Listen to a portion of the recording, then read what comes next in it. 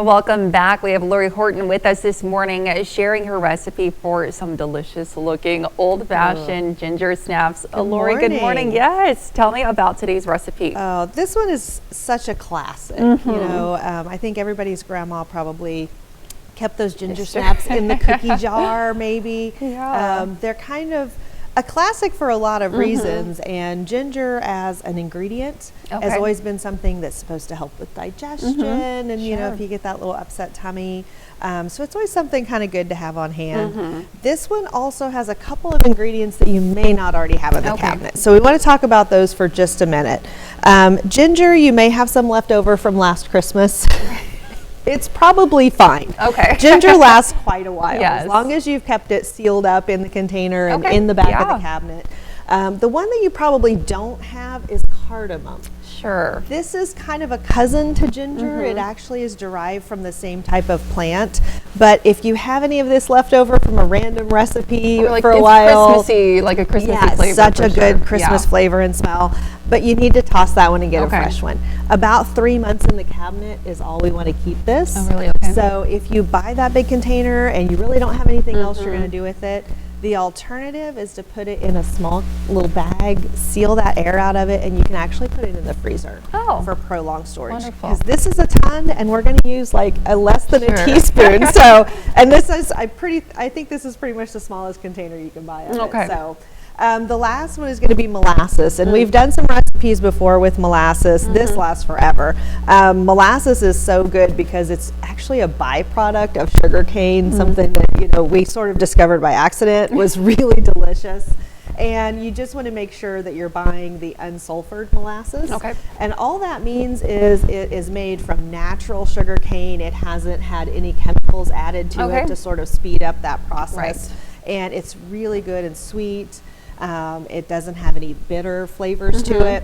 So it's so perfect with our ginger and our cardamom and cinnamon flavors that we're going to put together. So to start with, I've just got some flour here on the side in my bowl. I'm going to whisk that just a little bit, make sure I don't have any major lumpy pieces in there. And to that, I'm going to add that cinnamon and cardamom that I've already measured out. Again, really small amounts of each. And a little bit of baking soda and salt. And then we're going to make sure that we whisk those all the way through our flour, because we definitely do not want to leave any little pockets of that behind. But already when I put that in there, you can start to smell those flavors. Really, that's why we use such small amounts of those. They're so strong. And the last thing that we are going to add is just a couple of teaspoons of our ginger. And this is not a measuring spoon. I know I'm really going against my instincts here, but that is at home in my cabinet. So, but we have more than that in our recipe. So do follow that, because we're going to save the rest for a later step. And when we come back, we're going to blend our soft ingredients, combine those, and show you what that dough looks like before you pop it in the oven. All right, sounds wonderful, Lori. Thanks. We'll be right back. Welcome back. Lori Horton has been sharing with us her recipe for some old-fashioned ginger snaps this morning. Now, we've already mixed together our dry ingredients. What's the next step, Lori? Next step up, we're going to whip together those soft ingredients. And all I've got in my bowl right now is just a stick and a half of butter and some regular granulated sugar. I'm going to make a little bit of noise for a minute. We want to just get that a little bit fluffy before we add our molasses and our egg to that. So I've been mixing on it for a little bit, so I'm going to give it that last little whirl. Okay, we want to just make sure that that sugar kind of starts to incorporate in there. Creaming those together, pretty standard fare for a cookie recipe. So we're going to add into this 1/3 of a cup of our molasses. And you can see it's nice and thick. It's got that really good, strong, just a very unique flavor. And we would ordinarily mix this a little bit, scrape our bowl down before we add that egg. We're going to just cut a couple corners this morning. Go ahead and mix that in there. It can be done. And we're going to whip that a little bit more, just on a low speed. Don't go crazy. We just want to get them fully incorporated. It's nice when you have an angled bowl, because you can really get into those corners without having to stop quite so much. what you're going to end up with is a mixture that looks very much like whipped peanut butter. We've got a nice color to it. We'll pull that off a little bit, and all that's going to do is really come together at about that same thickness. So, you know, it really looks sort of more like that, but you can smell those flavors. You can smell that molasses in there. So good. Now I'm going to start to go very slowly, little bit at a time, and incorporate those dry ingredients into this bowl. And I'm going to do this by hand for the most part. If you have a stand mixer with a little more power behind it, you could absolutely do that. You still want to do it in about at least 2 batches of your dry mix. But you definitely don't want to put this heavy of a load on your hand mixer. So we're going to just go gently and kind of lightly smush those dry ingredients in there as we work our way around. What we're going to end up with is a very dense dough. So you'll be able to, once we have all of those dry ingredients mixed in there, really pick this dough up without it sticking to your hands or your gloves. It's going to be very thick. It makes it come out so soft. That baking soda that we added in there in the beginning is going to give us a nice puff the cookie as it bakes, but it's also going to level out and give us a good crisp outside with crackle, a soft, chewy inside.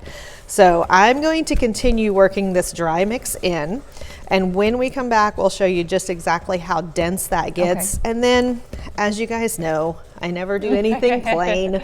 So we'll have that final little sparkly step to add to that outside to make these just really fancy. All right, sounds like a plan, Lori. Thanks. We'll be right back. Welcome back. We're joined by Lori Horton this morning, who's just finishing up the last steps for these delicious ginger snaps. So good. This is where we're going to get a little bit of a workout when it gets down to the last bit of our flour mixture in that dough, but it is so worth it. And again, a stand mixer would definitely be able to handle this, but it's still, you're going to do this on a low speed with that paddle attachment. Definitely not a whisk. So once we've got this done, as you'll see, it is very, very dense, very, very stiff. You can see it really stays on my spatula there. So we're going to kind of do our final step here before we throw these in the oven. And I'm just going to get some gloves on here because I'm going to handle that dough. You can use kind of any size of cookie scoop that you want. I've got what I'd consider kind of a medium. Kind of just perfect size. It really does. It kind of fits in the palm of your hand that way. Always a good size for, especially a type of cookie that's going to spread a little bit and stay a little flat. So we're going to get just a nice leveled scoop on that. I'm going to set it down here, and what I've got in this container is a little bit of granulated sugar. And we're going to add to that, if you'll put just a little dash in there, a little sprinkle. That is our left of our ginger. Boom. That very, very gingerly amount for the ginger. I was like, oh no. We're going to shake it up just a little bit because we basically want to coat that sugar with a little bit of the dry ginger. And we're going to take our little scoop of dough and throw that in that container. And then you want to coat it completely. So I'm going to flip it from side to side. Think of it like a snickerdoodle. You really want to get that on there. Now, this is just regular granulated sugar, which you can absolutely use, and it's going to taste so good. If you look at the ones that I baked yesterday, you can really see the sugar on there. I actually used a larger grain crystal sugar. So it comes out with that little bit of crunch. You can even use colors of sugar in the crystal sugar. Pretty. They're kind of a gold and silver, give it a little bit of sparkle. So you get the same flavor profile with those. It doesn't really matter if you have the granulated sugar in the cabinet and that's all, and you don't want to get out and get anything different just for that. It still works great, and they're going to taste awesome. But you just want that little bit extra pop of ginger to the outside, as well as the sugar as they do, because they, again, like you said, with the crackle, it just makes it a little bit pretty. So good, yes. You're going to bake these on parchment paper. That's a very important step, and give them a couple inches between, because as you can see, this is the size scoop that I used. and this is the size that the cookie comes out. Spread, So give yourself a little room between, otherwise you get this little flat edge like this one here that I got too close.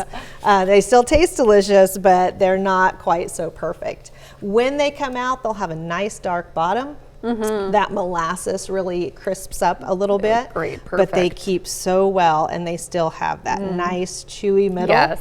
And I will give you the tip that my grandma always used when she stored ginger snaps. Put them in a sealed container and put a slice of bread in there. It will pull that moisture from the bread and keep them so nice and soft. Perfect use for those heels that the kids don't like to eat. Absolutely. Well, fantastic tip and a fantastic recipe. Lori, as always, thanks so much for being with us. We'll be right back.